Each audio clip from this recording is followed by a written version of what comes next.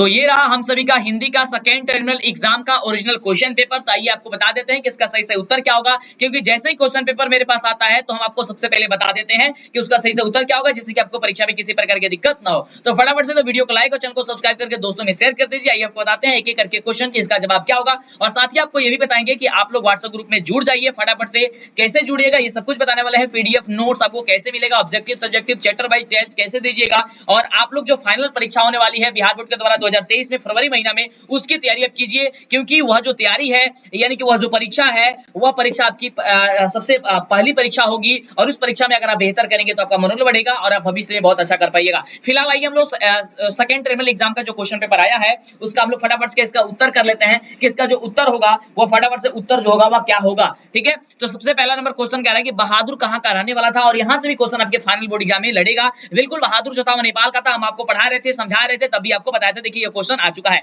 तो इसलिए आपको बोलते हैं जो पढ़ाते हैं समझाते हैं वो आपके एग्जाम में 100% आता है, पूरे गारंटी के साथ आता है। और मेरा किताब भी मार्केट में आ चुका है, रोशनी पब्लिकेशन या फिर कैप्टन पब्लिकेशन मांगेगा किसी भी दुकान में तो मिल जाएगा, या फिर आप अमेज़न से भी ऑनलाइन करके आप मंगा सकते हैं मेरी किताब। ठीक है, फिलहाल हम लोग जिस क्वेश्चन की बात करने वाले क्वेश्चन को देखते हैं फटाफट से। अगला क्वेश्चन कि बहादुर की उम्र कितनी थी, तो बहादुर की जो उम्र थी वह लगभग 11 से 12 वर्ष की थी, यानी ऑप्शन हो जाएगा बी नंबर। अगला क्वेश्चन है पूछा गया है कि बहादुर पर चोरी का आरोप कौन लगाता है, तो निर्मला के जो रिश्तेदार आए थे वह लगाए थे, यानी कि ऑप्शन हो जाएगा डी नंबर। आपको जो चैप्टर वाइज हम पढ़ा रहे हैं उसमें आपको सारा चीज डिस्कस कर देंगे, बस आप चैनल को सब्सक्राइब कर लीजिए और आप लोग एक एक करके आप लोग चैप्टर का तैयारी कीजिए।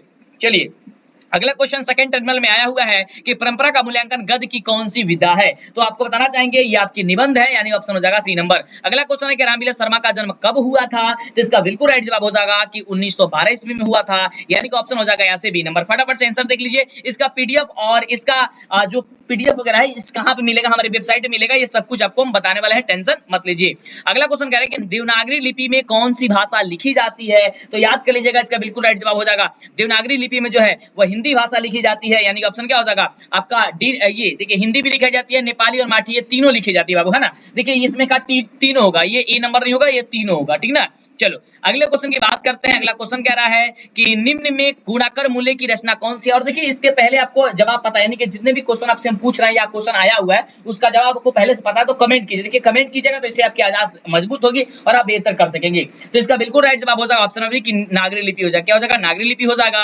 अगले प्रश्न की बात करते हैं, बड़ा शानदार क्वेश्चन है, तो फटाफट से देख लीजिए। क्वेश्चन कह रहा है कि परंपरा का मूल्यांकन पाठ के लेखक कौन है, तो परंपरा के पाठ के मूल्यांकन है रामविलास शर्मा जी, यानी ऑप्शन हो जाएगा ए नंबर। अगला क्वेश्चन कह रहा है कि नाखून क्यों बढ़ते हैं, लेखक से किसने पूछा, तो नाखून क्यों बढ़ते हैं उसकी छोटी लड़की ने पूछा था ना, बिल्कुल। तो क्या हो जाएगा ऑप्शन नंबर आपका हो जाएगा बी नंबर। अगले प्रश्न की बात करते हैं कि अगला प्रश्न हम सभी का क्या कह रहा है। देखिए तो प्रश्न है, प्रश्न पूछा गया है आपसे कि सर विलियम जोन्स समुद्र यात्रा करते हुए भारत कब पहुंचे थे, तो फटाफट से इसका उत्तर याद कर लीजिए 1983 ईस्वी में, यानी ऑप्शन हो जाएगा सी नंबर। अगले प्रश्न की बात करते हैं, तो प्रश्न कह रहा है कि गिरधरलाल का बेटा कौन था, तो गिरधरलाल का बेटा जो था मदन था, यानी क्या हो जाएगा यहाँ से भी ऑप्शन आपका सी नंबर हो जाएगा।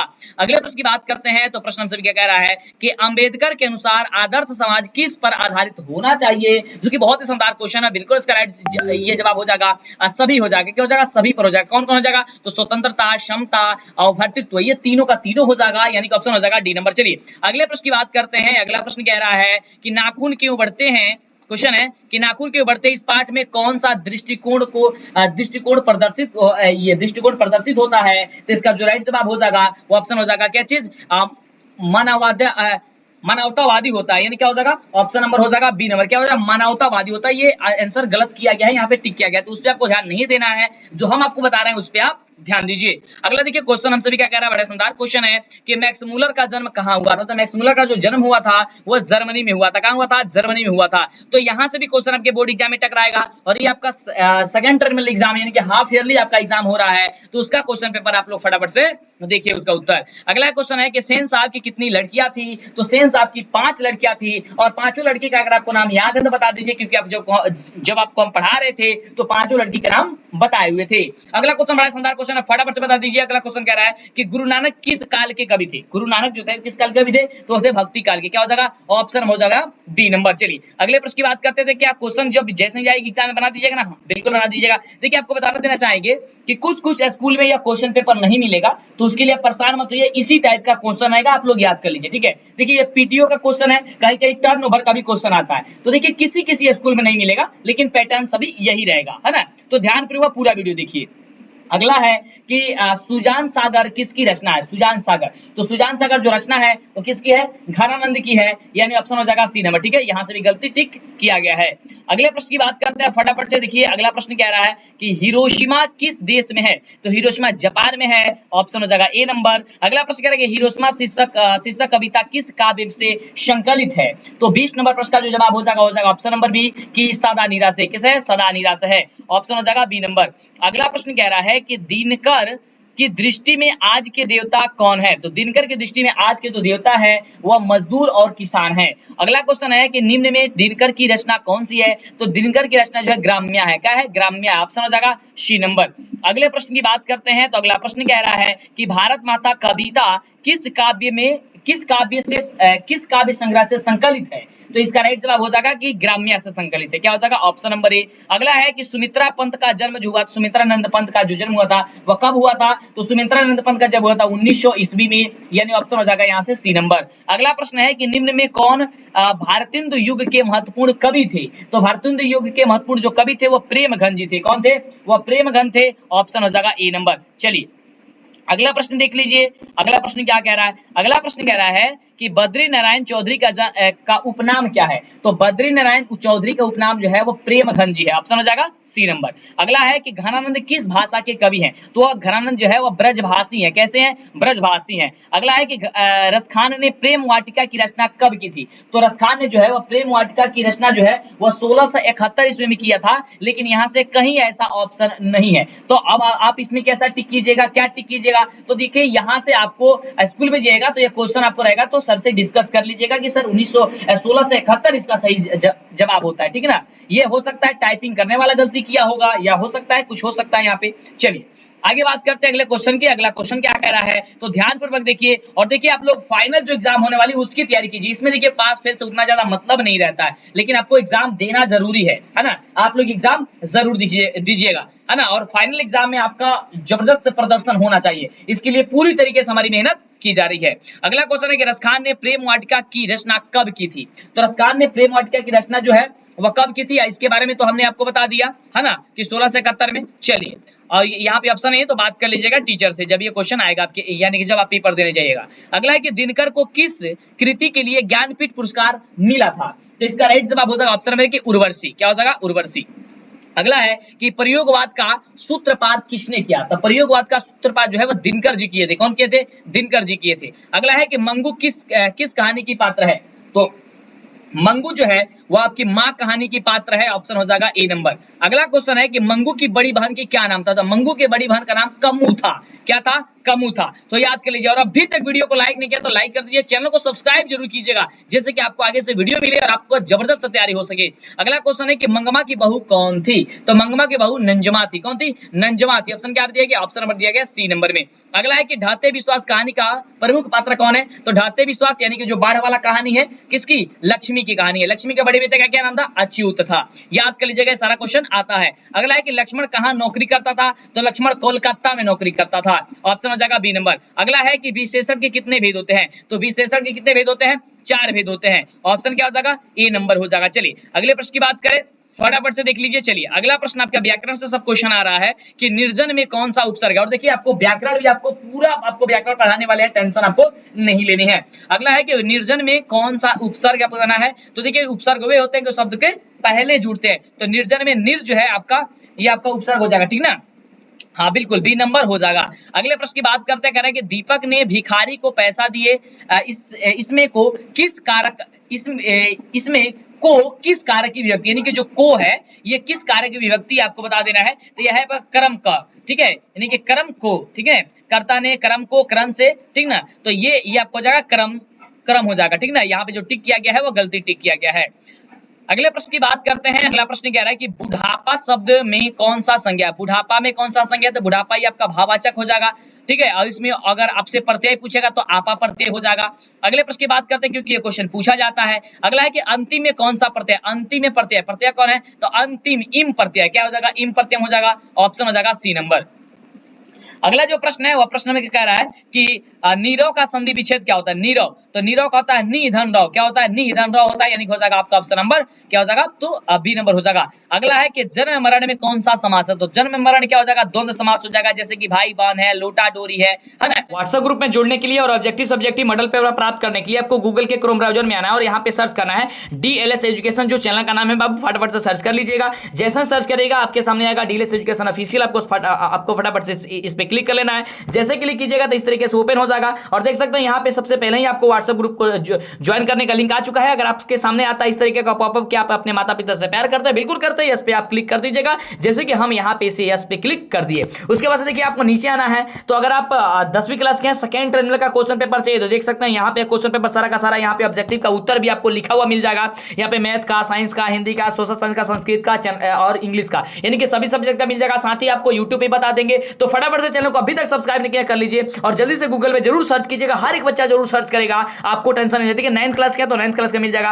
अब रही बात कक्षा 10वीं के आप, तो मॉडल पेपर 2023 के लिए मॉडल पेपर का टेस्ट, ऑब्जेक्टिव, सब्जेक्टिव इसी वेबसाइट से आपको मिलेगा और कहीं नहीं मिलेगा। फटाफट से आइए सर्च कीजिए। दूसरी चीज कि आप हमारा ऐप जरूर डाउनलोड कर लीजिएगा या फिर नीचे भी आइएगा ना तो यहाँ पे देखिए क्लास 10th का व्हाट्सएप ग्रुप बन चुका है ना। यहाँ पे 12th का व्हाट्सएप ग्रुप है, यहाँ पे टेलीग्राम से तो जरूर आप लोग ज्वाइन हो जाइएगा। फेसबुक पेज पे आप हमें फॉलो जरूर कर लीजिएगा। यहाँ पे वीवीआई ऑब्जेक्टिव क्वेश्चन के लिए पीडीएफ के लिए आपको हमारा ऐप डाउनलोड कर लीजिएगा। जैसे आप इस पर क्लिक करेंगे तो फटाफट से आप जो है आप प्ले स्टोर पर भी पहुंच जाएंगे, ठीक ना। तो देख सकते हैं यहाँ पे प्ले स्टोर पर या फिर प्ले स्टोर पर जाकर के सर्च कीजिए डीएलएस एजुकेशन ऑफिशियल। ये डीएलएस एजुकेशन ऑफिशियल का ऑफिशियल वेबसाइट है। आप लोग फटाफट से इसे क्या कीजिएगा, आपको सर्च कीजिएगा, इस तरीके से ऐप हमारा ओपन होकर के चला आएगा या फिर उस लिंक पर भी क्लिक करेंगे तो मेरा ऐप आ जाएगा। इसे आपको इंस्टॉल कर लेना है। यहाँ पे आपको ऑब्जेक्टिव सब्जेक्टिव सबको मिल जाएगा। तो आप अपना तैयारी जबरदस्त कीजिए, काफी कम समय बचा हुआ है और ये सेकंड टर्म का आपका परीक्षा होने वाला था। तो आपने देखा कि क्वेश्चन पेपर मेरे पास पहले ही आ चुका है। इसी प्रकार से आगे भी क्वेश्चन पेपर आएगा तो आपको धीरे धीरे बताते रहेंगे। तो चैनल को सब्सक्राइब, लाइक और दोस्तों में शेयर कर दीजिए फटाफट से। चलिए, जैसे गंगा जल है। अगला क्वेश्चन है कि प्रविशेषण शब्द किसकी विशेषता को बतलाता है? तो प्रविशेषण शब्द जो है वह विशेषण की विशेषता को बताता है। अगला है कि निम्न में तत्सम शब्द कौन सा है? तत्सम, तो तत्सम हो जाएगा आपका अग्नि, क्या हो जाएगा? अग्नि हो जाएगा, ऑप्शन ए। अगला है कि मधुर का विलोम क्या होता है? तो मधुर का हो जाएगा कटु, है ना, क्या हो जाएगा? कटु हो जाएगा। अगला है कि निम्न में कौन फूल का परिवाची शब्द नहीं है? फूल का परिवाची नहीं है। तो देखिए पुष्प भी फूल का है, सुमन भी फूल का है, कुसुम भी फूल का है, लेकिन कपि जो है ये फूल का परिवाची नहीं है, यानी ऑप्शन हो जाएगा बी नंबर, ठीक ना। चलिए अगले प्रश्न की बात करते हैं। अगला प्रश्न हम सभी का क्या कह रहा है? तो आप लोग एकदम जबरदस्त तैयारी कर रहे हो ना। ये आपका हाफ ईयरली एग्जाम का क्वेश्चन पेपर है और हाफ ईयरली एग्जाम में देख सकते हैं किस तरीके का क्वेश्चन पूछा गया है ना। और इसी तरीके से आगे अगर कोई क्वेश्चन पेपर आता है, जैसे फाइनल का भी आता है, तो आपको देते रहते हैं, है ना। तो आप व्हाट्सएप ग्रुप वगैरह में जरूर जुड़ जाइएगा। नीचे डिस्क्रिप्शन में लिंक भी दिया गया है और इसके पहले वाले सब्जेक्ट यदि आप नहीं देखे हैं तो जरूर देखिएगा। सभी सब्जेक्ट का हम आपको एक एक करके बता देंगे। अगला क्वेश्चन है कि निम्न में कौन सा शब्द शुद्ध शब्द है? इसके पहले है कि कवि का स्त्रीलिंग क्या होता है? तो कवित्री होता है। और निम्न में कौन सा शब्द शुद्ध है? तो आशीर्वाद जो लिखा गया ऑप्शन नंबर ए में ये शुद्ध शब्द लिखा गया है।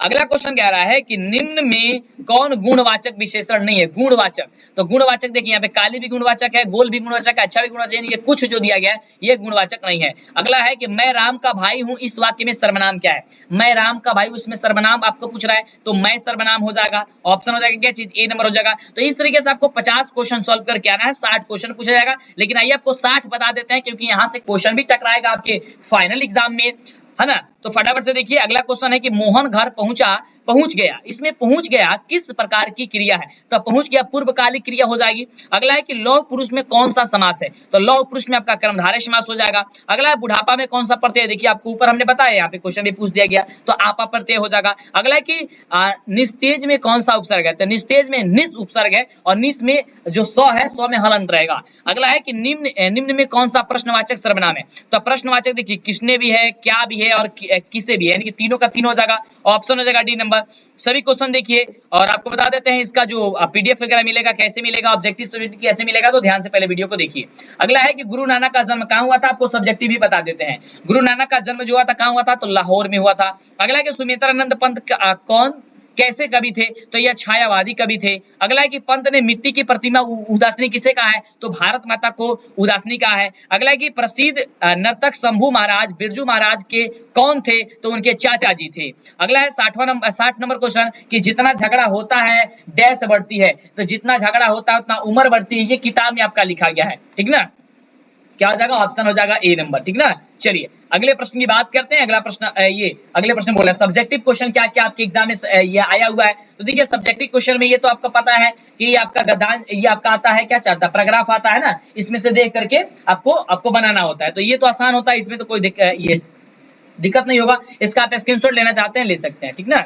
चलो अब चलिए, तो इसी में से ये क्वेश्चन पूछा जाता है, ये क्वेश्चन तो इसी में का है।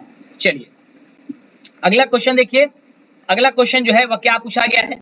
तो अगला क्वेश्चन आपसे पूछा गया है कि निम्न में किसी एक विषय पर 250 से 300 शब्द पर एकाग्र निबंध लीजिए, एक राष्ट्रीय एकता, नारी शिक्षा या ग्राम जीवन या वृक्षारोपण महत्व या फिर जनसंख्या विस्फोटक, किसी एक पे आप लिख दीजिएगा, इसमें से 250 से 300 शब्दों पे।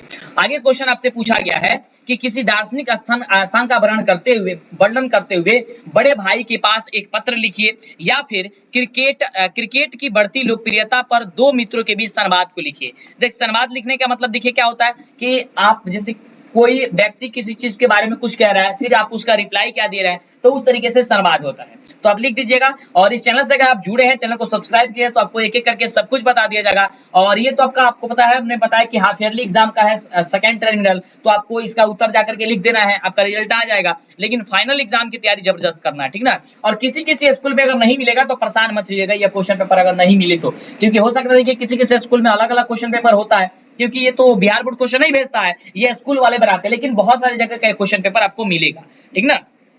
अगला कि निम्न प्रश्नों में से किन्हीं 5 प्रश्नों के उत्तर दीजिए 30 शब्दों में। तो देखिए क्वेश्चन है कि कवि दिनकर जनता के स्वप्न को किस तरह खींचता है। अगला है कि भारत माता अपने ही घर में प्रवासिनी क्यों बनी हुई है। अगला है कि छात्राएं दिशाहीन सब और क्यों पढ़ती है। अगला है बहादुर के चले जाने पर सबको पछतावा क्यों होता है। परंपरा का ज्ञान किसके लिए सबसे ज्यादा आवश्यक है और क्यों। अगला है कि मनुष्य बार बार नाखून को क्यों काटता है। अगला है कि मनुष्य को उसकी माँ अस्पताल में भर्ती क्यों नहीं कराना चाहती थी, मंगू को, है ना, मंगू को उसकी माँ अस्पताल में भर्ती कराना क्यों नहीं चाहती थी। अगला है कि मंगमा की बहू ने विवाद निपटाने के लिए कौन सा तरीका अपनाया था, तो बच्चे को अपने बेटे को उसके अपने दादी के पास भेज दिया था।